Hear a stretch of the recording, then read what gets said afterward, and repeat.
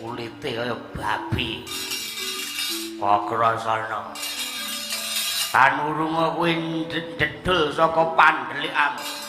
Yen kowe isih urip meger-meger tangeh lamun kangsa bisa dadi ratu Mandura mergo anak barep saka Prabu Basudewa.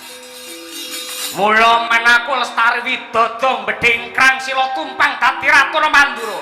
Tumbale kudu gecek ndasmu.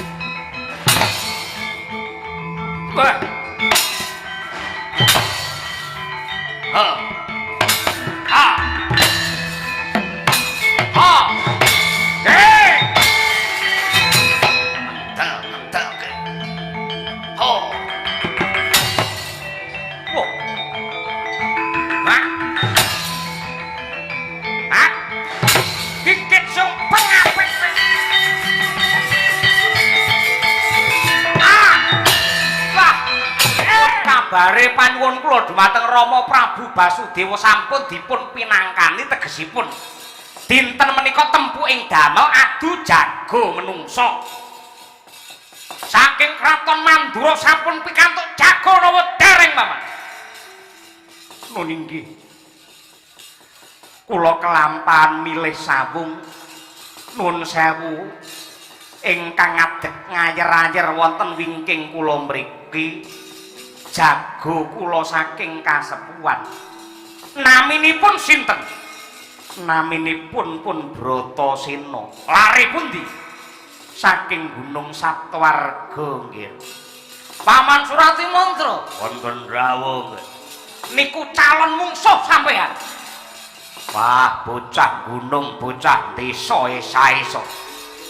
Tanurunga boten badhe mindho damel kula ing sakah ngrampungi. Bagus.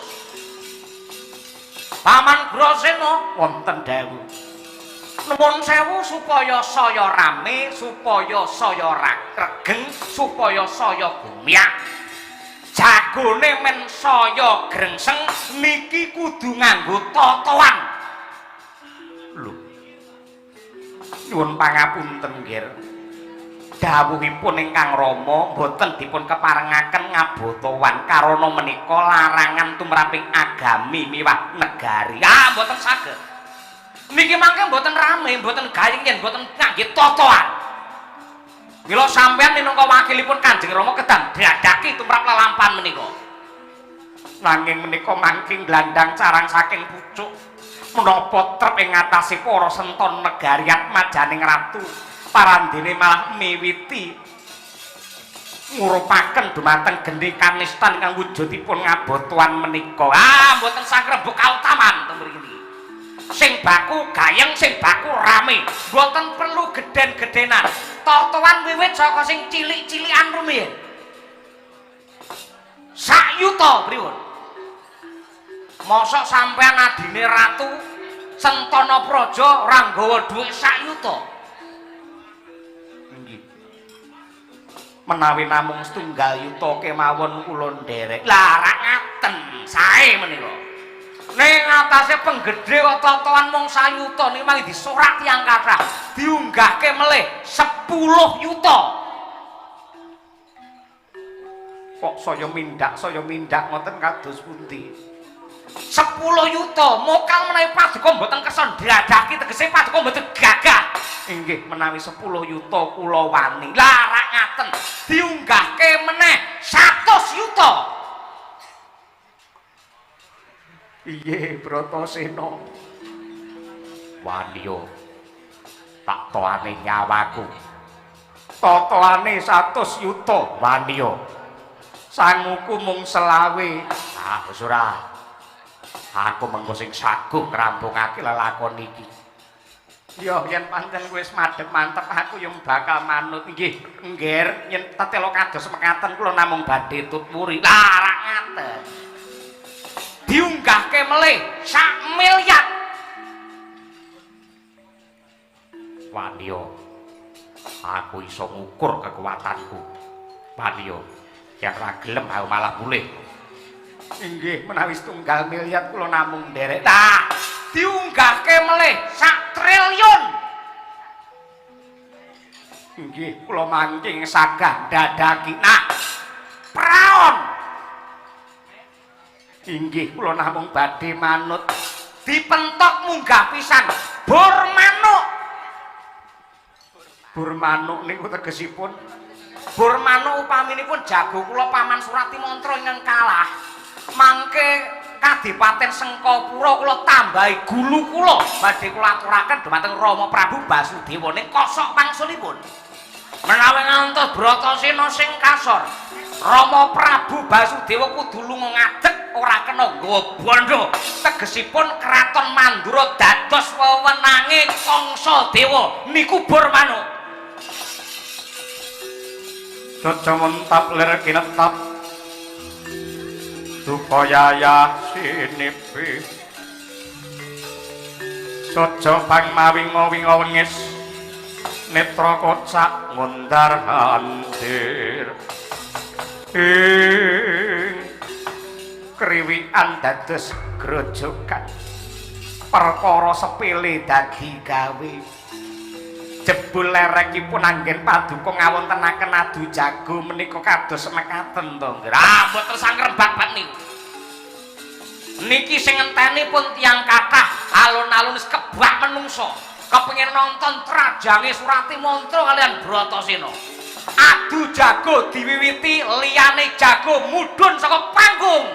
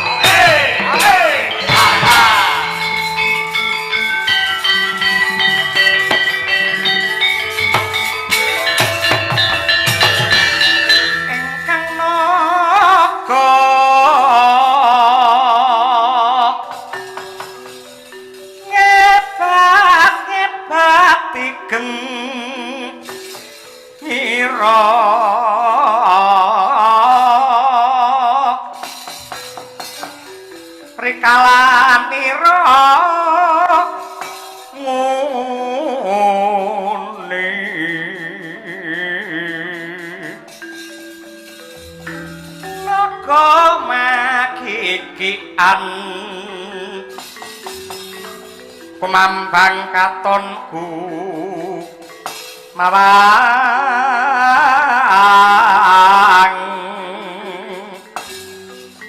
wisanyo manampek kisih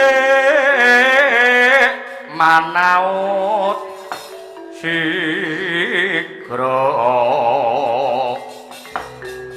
marang risang bayu siwi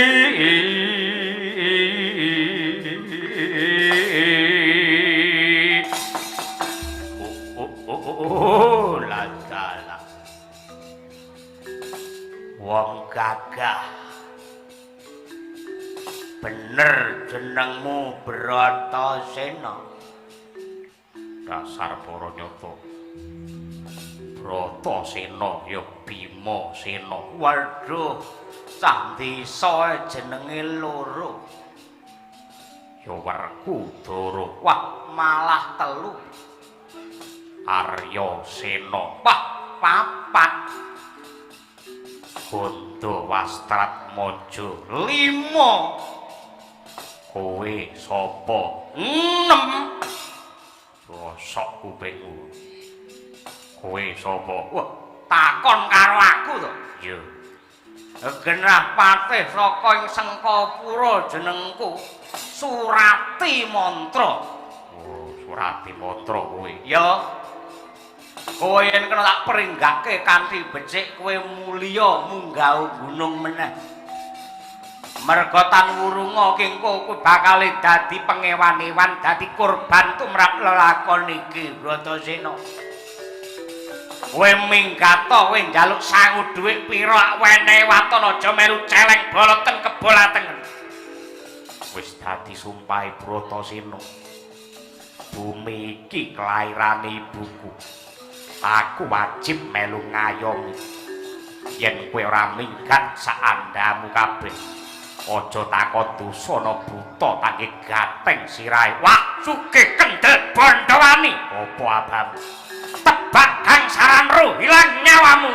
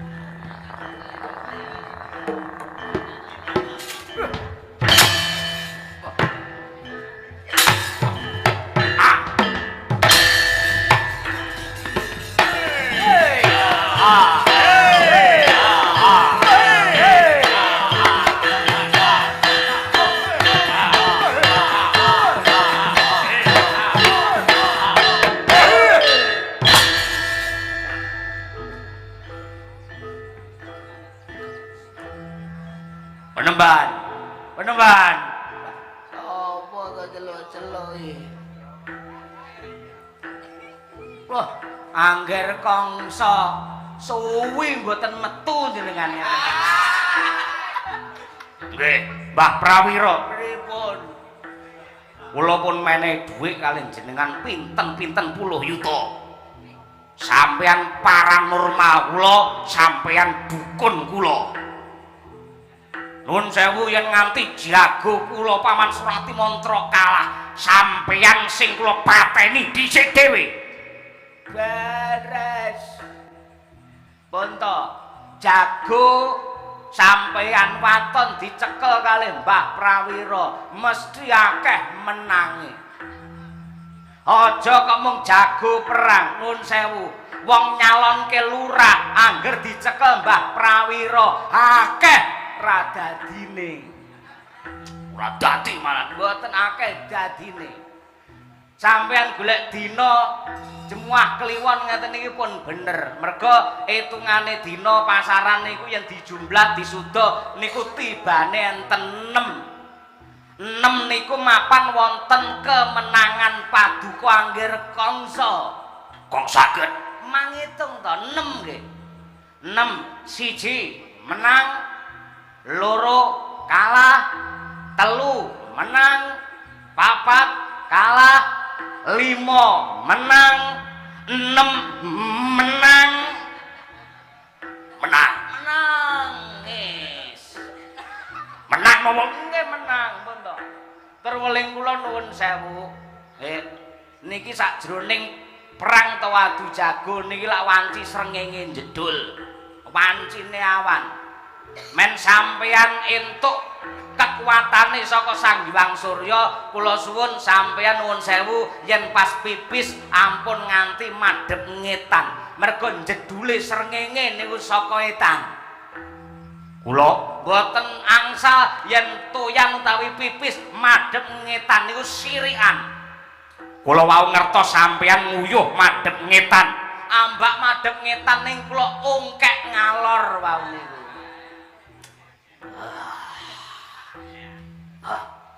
nyapo ngene wis disangoni sangoni neh mboten kersa purun mboten kersa nggih mboten napa-napa jenengan mendile kula sangoni kersa to gini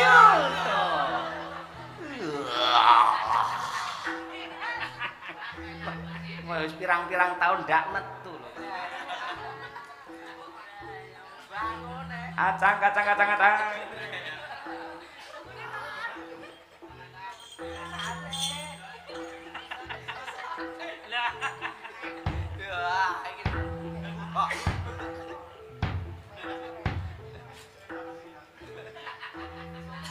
khususon Bratasena lamul Fatihah raka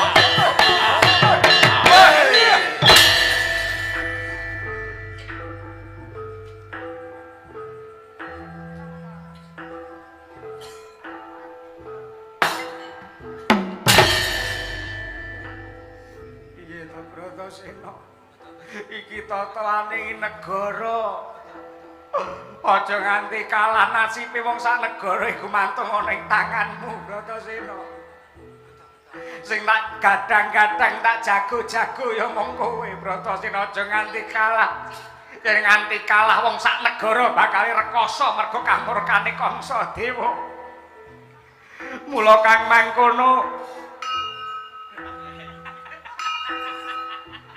kae wis muni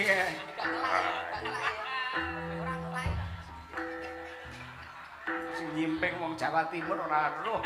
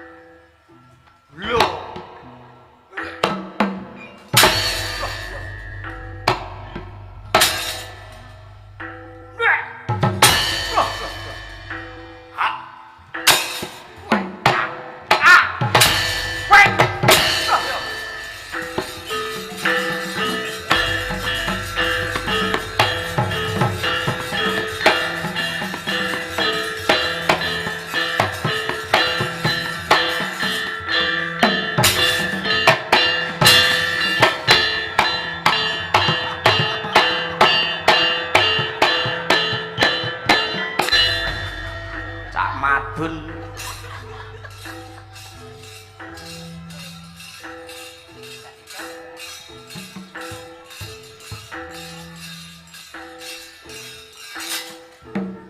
Oh.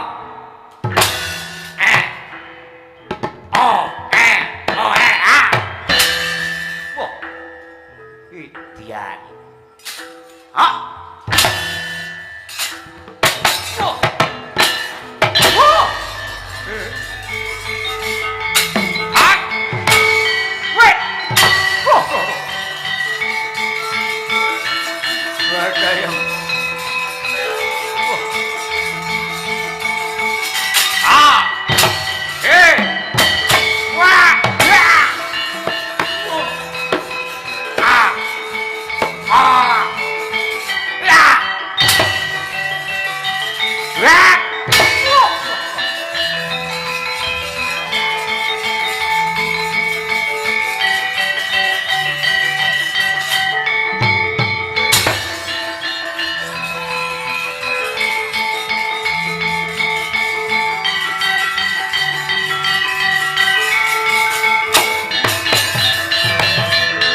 Paman Surati Manda. Paman.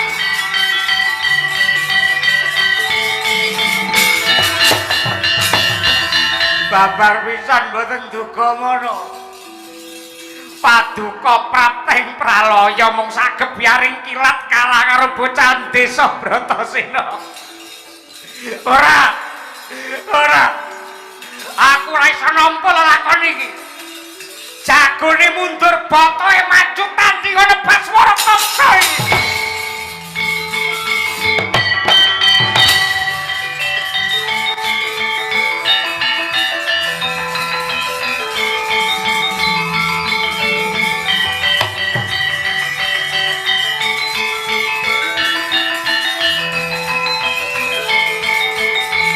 Romoto Broto Kirputen aku sayuta mara sakete urip maju bareng wong mandura kangsa tandingmu.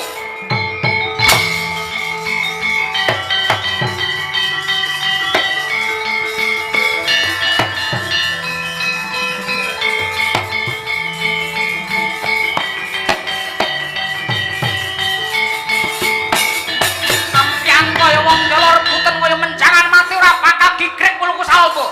Tanding ana kangsa dewa, kene wong mandura wong cethul. Pratrana direh getih wedi mati. Ayo maju bareng mergo kabeh mau. Sapa iki? Sapa iki? Wong ayu nek nganti tumpuk undung sapa iki? Kowe takon kambek aku. Bah, genah cah Wonogiri. Sapa? Bocah Widara kandhang jenengku Bratajaya. Lah dalah. Kowe sing tak goleki.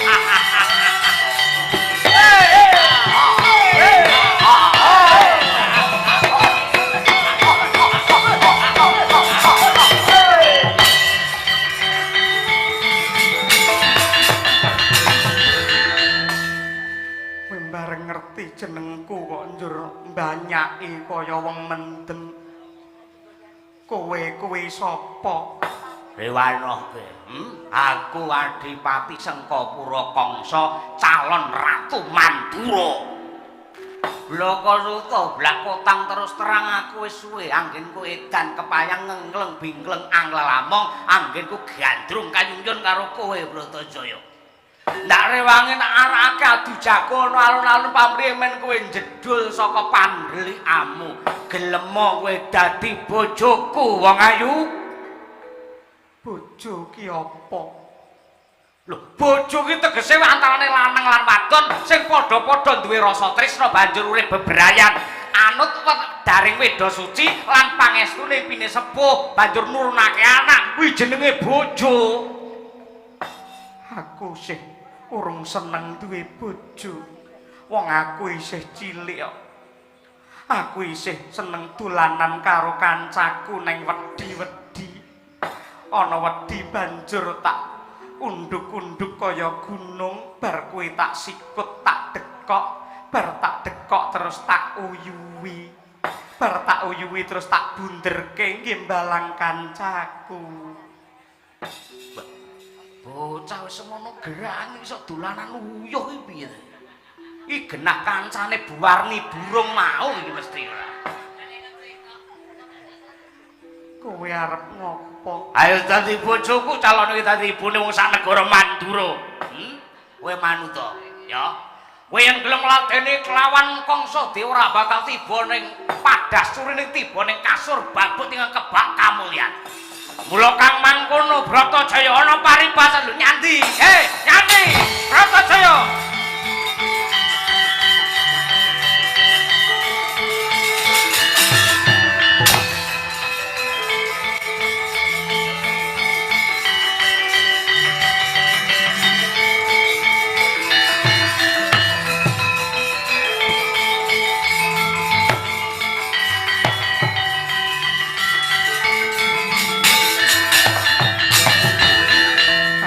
Krasana aku ayamana. Aku tulungana ya Kakang. Aku dioyak-oyak, aku diprawasa arep digonjak lawan Kangsa. Kangsa sapa? Jenenge Adipati Kangsa Adujago. Ora ngaku Adujago ya. Dalan ngendi ya? Prapane Sang Kangsa Adujago rene. Kangsa Dewa. Lah iya kuwi. Kowe ning arep lak kandhane, kowe iki wujudmu menjila, kowe iki ayu. Yen tekan kutha Tanurunga gawe gendro, gawe geger, nyatane tenan. Iki mengko bakal dumadi perang gegempuran, banjir getih sak dodo jerone lho. Wah, sak dodo iki getih sapa ae. Aku tulungana Kakang. Ayo, Bratajaya. Ayo, Kakang. Tanurunga wong gerak sing kudu makarti.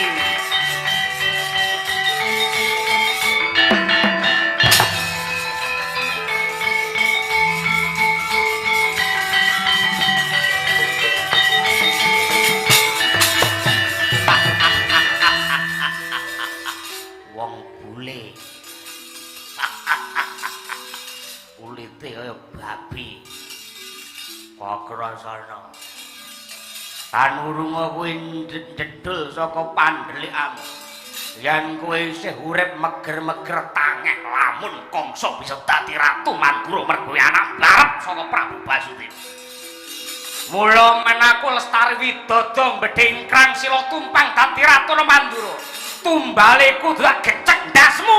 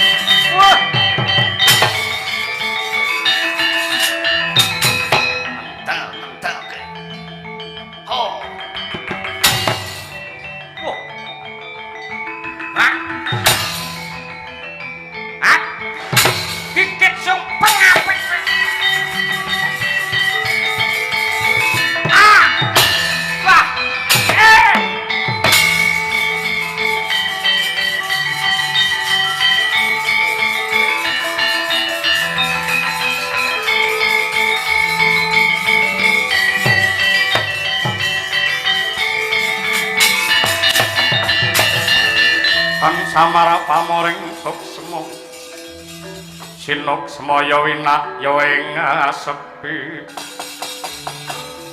sinimpen tlenging kalbu Prayitna nenggih Risang Narayana tumimulat ingkang raka kaprasana katriwandan katinarungku dening Sang Baswara Kangsa mangkono sigra sadhakep saluku tunggal tingkem netra kekalih hamusti senjata pepetingan nenggih cakra baskara mijil saking jajanira sumunar mblerengi mripat kebat kaya kilat kesit kaya tatik lepas ngenani janggane Baswara Kangsa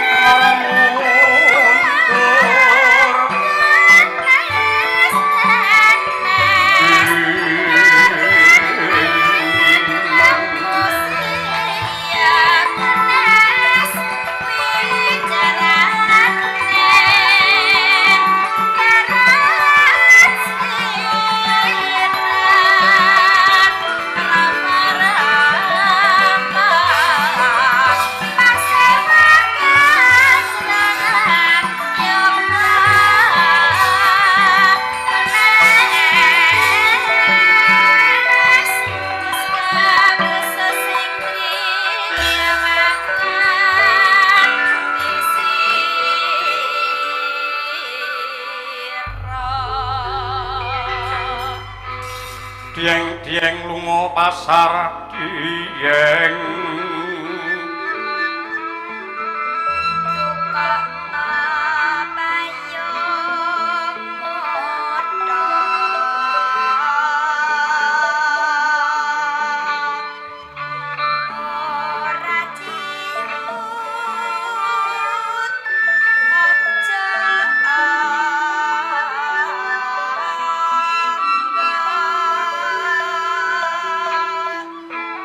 Ora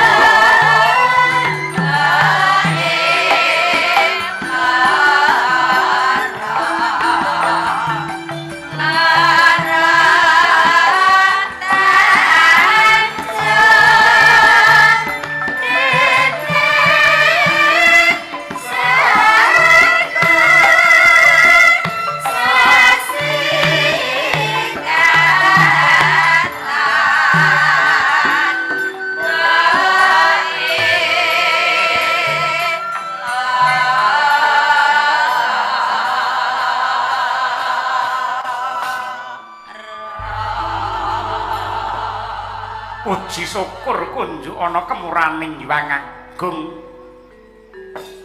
Pedhut ingkang prasasat ireng gembuleng mawa wisa awit saka pakartine Baswara Kangsa nyatane ripalungguhan iki wis bisa sumilak.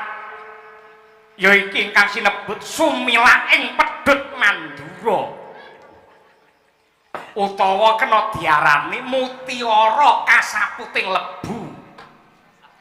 Utawa bocah desa labuh negara. Inggih niki janjane badhe ngendika napa ngrembug lakon kaya. Sing jenenge wong nandur tegese iki ngunduh. Wong dandake ngenggo sakwuse ngerti terajange anak-anakku becik Kakrasana Narayana apa dene si Bratajaya. Lan aja ndok sengguh wiwit kowe cenger jabang bayi ndak titipake ana ing widara kandhang kuwi njur kok sengguh wong tuamu iki kejem kuwi babar pisan ora ya kaya ngono kuwi carane bapakmu anggone dunung-dunungake anak nyibarate tanduran kowe tak rabuk ana ing karang padisan diglowentak dening Ki Demang Sagopa lan Sagopi. Pamriye yen rena wengi kowe iki kumpulmu karo wong cilik, srawungmu karo wong cilik, besok lamun to kowe dadi sentana, dadi pejabate negara, bisa ngerti apa kang dadi panjerit sarta penangise wong cilik. Catelu. Inggih Kanjeng Rama, langkung rumiyin kula ingkang putra Kakrasana ngaturaken sembah pangabekti kunjuk. Sumangga pangabekti kunjuk wonten sahandhap padha paduka Kanjeng Dewaji. Bektiku katur Kanjeng Rama. Ya bocah telu Kakrasana Narayana apa dene Bratajaya sendak tampa gawe bombonge rasa. Tak gadang-gadang kowe tak kudang-kudang. Dadi taruna ingkang pinter gawe mareme wong tuwa sarta kaya ngendikane para pinter kae. Lambarana apa kang dadi tumindak lan pakartimu kanthi sepi pamrih rame ing gawe. Sing jenenge menungsa lan satriya kaya jeneng sira kabeh iki tanpa beda kelawan oyot. Oyot kae nadyan mapane ana ing sajroning bumi nanging duwe kewajiban sing ora enteng ya kuwi kudu ndodosi lemah sarta ndodosi watu karang lan sapiturute pamriye golek banyu yen wis entuk banyu nggih nguripi wit godhong nganti tekan wowoane pisan. Ya nadyan to sakwuse wit-witan kuwi mau ngrembuyung agung menungsa kabeh nyawang sing disawang mesti wite sing gedhe. Godhonge sing ijo royo-royo banjur wowoane sing seger nanging oyot tetep netepi kelawan jejiban anggene golek banyu ngopeni wit sak wutuhe mau. Pasemone oyot kuwi mau nggonen tepa tuladha lan tepa palupi anggenmu tansah nindakake bebener labuh kelawan negara netepi marang darmaning satriya tanpa ngarep-arep bungah utawa pituwas apa-apa ya nggir. Kakrasana Narayana lan Bratajaya. Nun inggih Kanjeng Rama, mboten langkung sendika ngestakaken dawuh mugi-mugi ingkang putra saged anyandi sedaya dawuh paduka Kanjeng Rama. Ya. Kowe ndak gadang kowe tak kudang. Opor bebek cukup awak dhewek. Yen Kakrasana pancen anak mbarep, besuke bakal lumingtir ke Prabon. Panjenengane sampun wis lengser sing dadi Ratu Mandura Kakrasana. Nanging Narayana, kowe aja njagakake warisan tinggalane pakmu. Ning kowe makartiya, kowe budidaya nganti sakuwating tenaga kanggo srana kamulyan. Ora mung mulyaning pribadimu nanging mulyane kabeh sagung dasih. Ya nggih.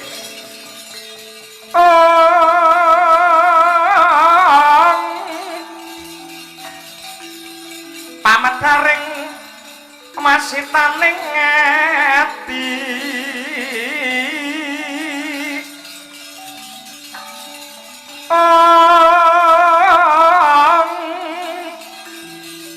Sumantaka niru pujangga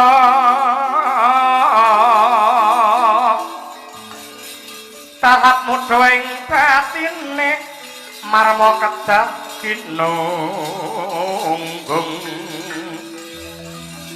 tanrup yen ngesemi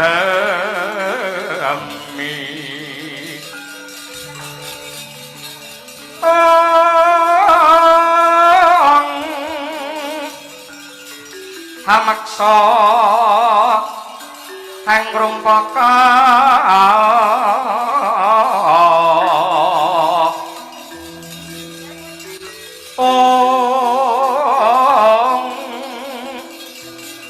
poso kang kelantur tutur kang ketulok-tulok tinalaten rinuruh lawan lirih mrih padhanging sasmita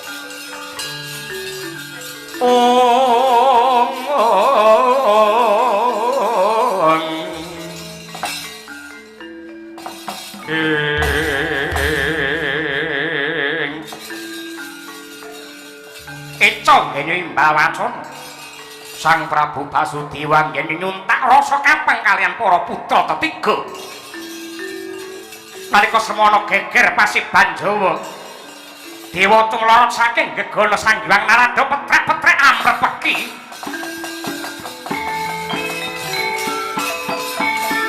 Dewa Sugata marang kang soreng-preng Udane arum-arum ngentan wing ngawiyat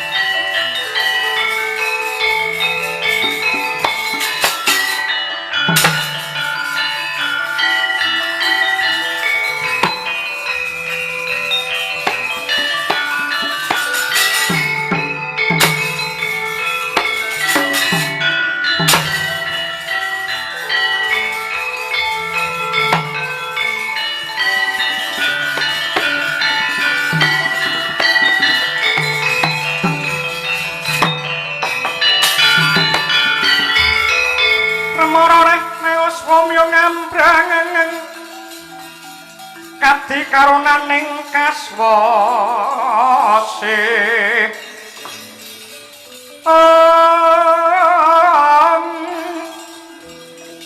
haneng marga memalat kung sang Gandawastra Atmaja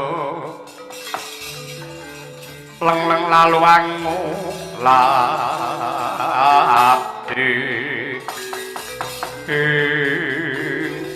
kawula nuwun sewu Bukulun sarawuh paduka wonten ing Mandura kula ngaturaken sembah pangabekti kunjuk Bukulun kalah kenjang Pak Pangwarudaya ya ngger Prabu Basudewa semono sih kadarman lan pakurmatan ingkang ndok caosake marang ulun wilujeng niskala anggonku prapta raliwat pangestu kuwi margake tanpa nana Arya Soda Mun inggih Gurawalan anggen kula mundi mugi andadosaken jimat. Nyuwun pangapunten paduka matedhak tanpa pariwara saten andadosaken kagiyating manah kula. Yen Tela Basudewa nandhang dosa sarta lepat monggo klaturi paring pidana pukulun. Nadyanta dewa kuwi kuwasa nanging panguwasane ora kinarya gada tegese dewa ora bakal paring pidana kelawan titah sing ora cetha dosa sarta keluputane. Sada wonten dawuh. Ruhanana ya nggir. Ulun melu bombong, Sang Hyang Narada melu seneng awit putra-putramu sing ndok tandur ning Widara Kandhang. Ripalungguhan iki wis tukul kang dadi darmane, tukul anggene labuh kelawan negara becik si Kakrasana Narayana wadene Silara ireng. Lah Ripalungguhan iki kowe tak wenehi ngerti lamun to Kahyangan Suralaya lagi geger. Merga ana Ripu Diptya ingkang barang ngamuk ana ing repat kepanasan Narendra saka Dwaraka Kawestri utawa Dwarawati Purwa ingkang jejuluk Prabu Menara Singa. Menari Singa dudu menari ning menara. Menara Singa kelawan patihe sing jenenge Gada Mestaka. Ngamuk punggung Suratamta ning Kahyangan Suralaya kepengin njaluk kursi kadiwan tegese dheweke duwe kepinginan supaya wakile para buta ki ana sing lenggah ning dampar kadewan tegese men buta-buta ki antuk kawigaten. Nah, atrape si Menara Singa kaya ngene cetha lamun to ngowahi kodrat. Mangka wong dadi dewa ki kudu gedhe labuhe luwih dhisik sarta ditresnani karo wong cilik ora kok njero ujug-ujug pengen dadi dewa ngene ora kena kira ora kena. Para Jawata ngadepi lawan kridaning Menara Singa ora ana sing mangga Pulya Wasana adi guru paring dawuh kelawan ulun supaya Mintasraya golek jago bocah saka Mandura ora ana ingkang tinuding tiniban sampur mangka dadi srayane dewa kejaba anakmu ingkang angka loro ya kuwi Sinarayana.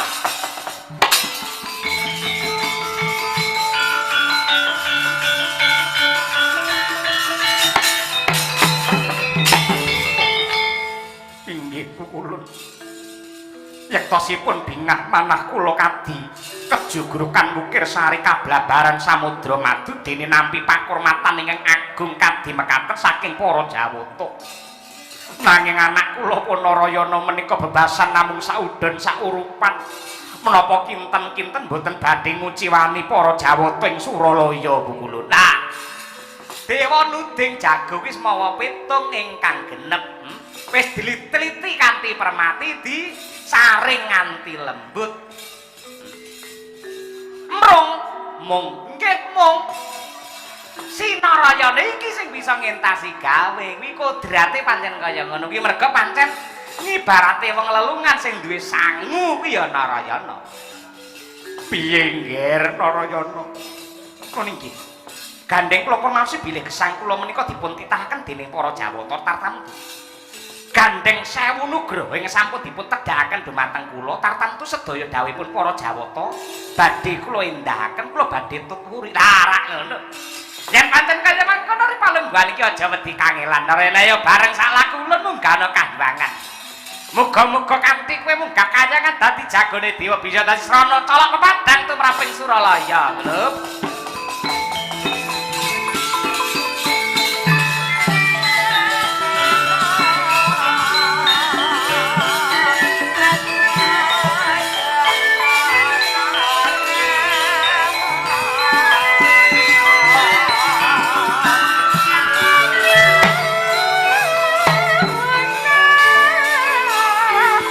Mas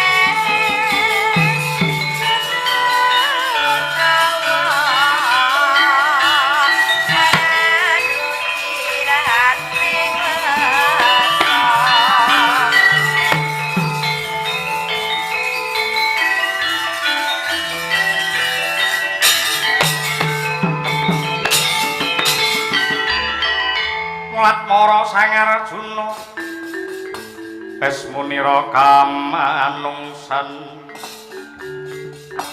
kasrepan tingkaing mungsuh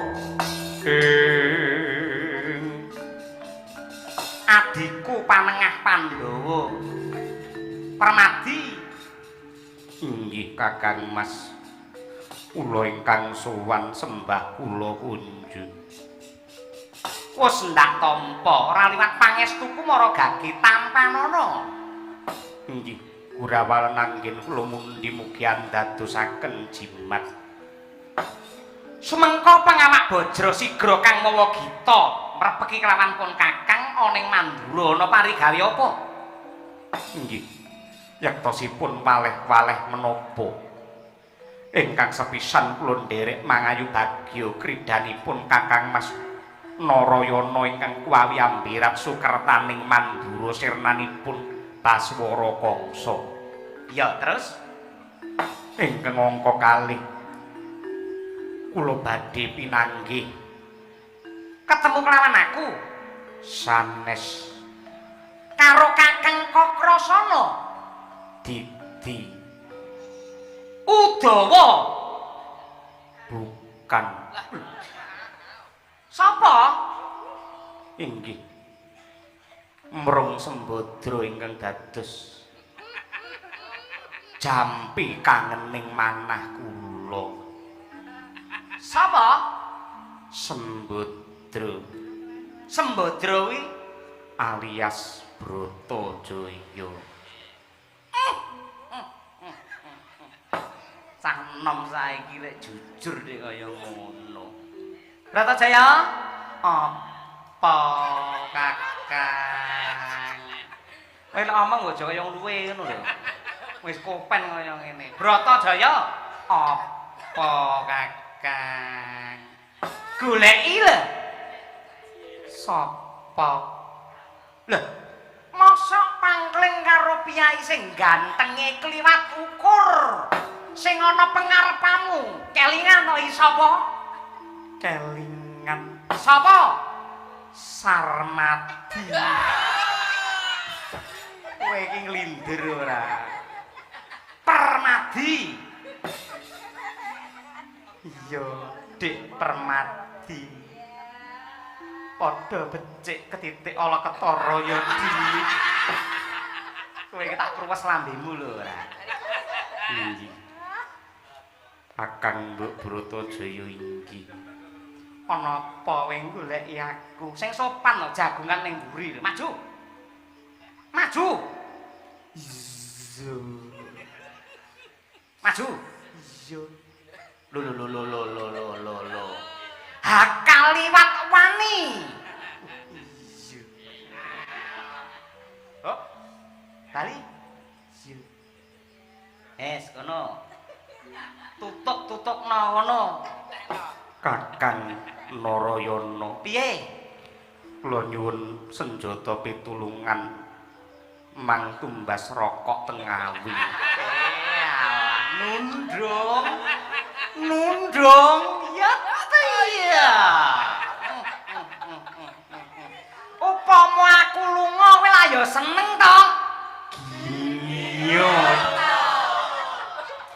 asem didek karo wisan kan wis ra main carane ngene Kakang Mbok Bise Kakang Mbok Bise kula kangen kalian Jenandika nyatane dina iki wis ketemu dadak kangen barang ki ngopo ora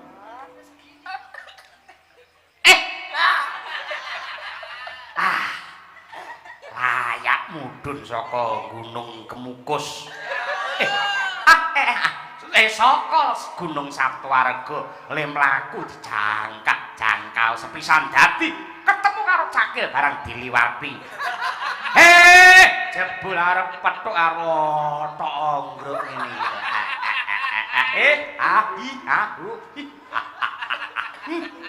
cah enom